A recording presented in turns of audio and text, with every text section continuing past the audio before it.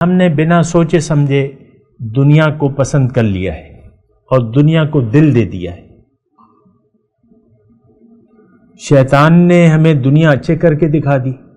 زین للناس حب الشہوات، یہ ہمیں اچھے کر کے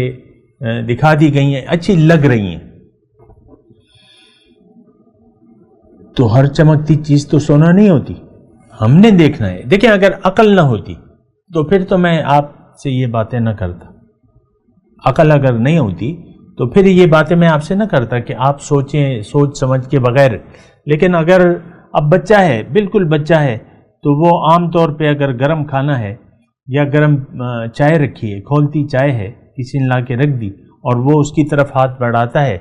تو چونکہ وہ ناسمجھ ہے تو اس کا ہاتھ ماں کھینچ لیتی ہے، ماں باپ یا جو بھی ہے، اور گرم گرم کہہ کے یا تو چیز کو ہٹا دے گی یا بچے کو پکڑ لے گی کہ اس میں نہ ڈالے ورنہ بچہ تو جل جائے گا۔